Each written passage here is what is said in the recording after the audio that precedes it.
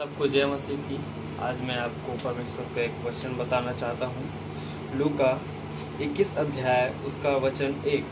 इसमें लिखा है, फिर उसने आंख उठाकर धनवानों को अपना अपना दान भंडार में डालते देखा। उसने एक कंगाल विधवा को भी उसमें 2 दमड़ियां डालते देखा।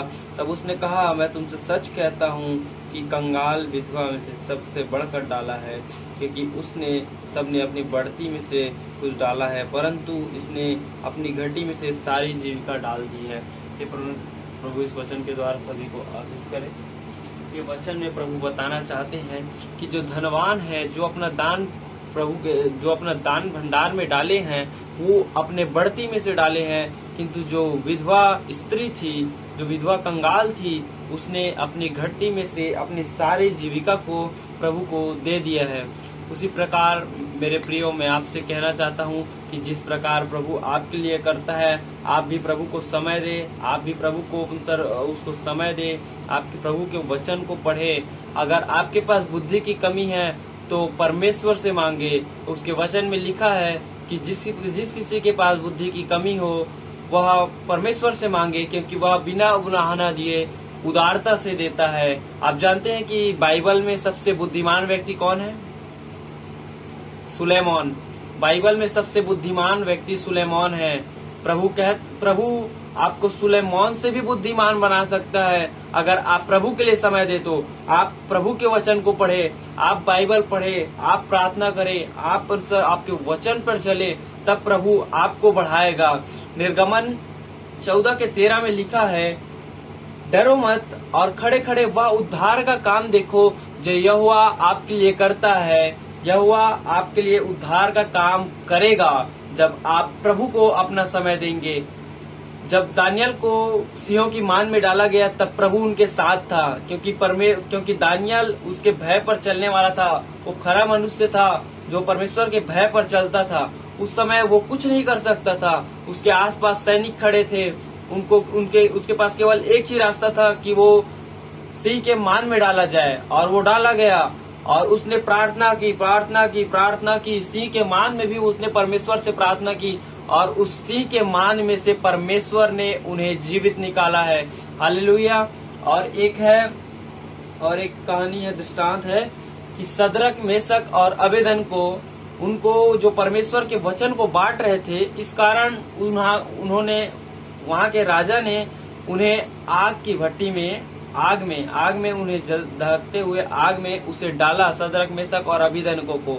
और उनके पास भी कोई भी रास्ता नहीं था, क्योंकि चारों तरफ सैनिक खड़े हुए थे और राजा का हुक्म था कि इन तीनों को आग में डाल दिया जाए।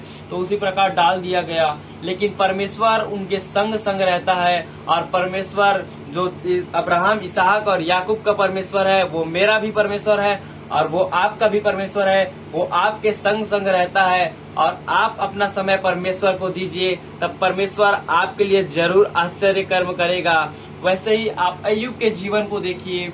अय्यूब के पास 7,000 बैल, भेड़, बकरी, गधे और अन्य दास दासियां थी, परंतु शैतान ने उसके जीवन में ऐसा कार्य किया कि उससे हर एक चीज छीन लिया गया। अंत में उसके पत्नी ने उसने कहा कि अपने परमेश्वर को धिक्कार, उसे क्यों मानता है तू, जब वो परमेश्वर तुम्हारे लिए कुछ कर ही नहीं सकता है। तब उसने कहा, क्या परमेश्वर सुख देता है तो दुख देने में क्या, जब परमेश्वर सुख दिया है तो दुख भी देगा।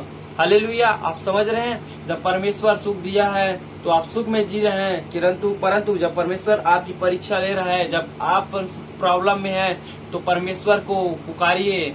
केवल प्रॉब्लम के समय ही नहीं, लेकिन जब परमेश्वर आपको सही रीति से रखा है, आपको संभाल कर रखा है, तब भी आप परमेश्वर के शरण में आइए। तब परमेश्वर आपसे बात करेगा अपने वचन के द्वारा। मैं अपनी एक गवाही बताता हूँ। मैं अभी बीते दिनों नई दिल्ली गया था।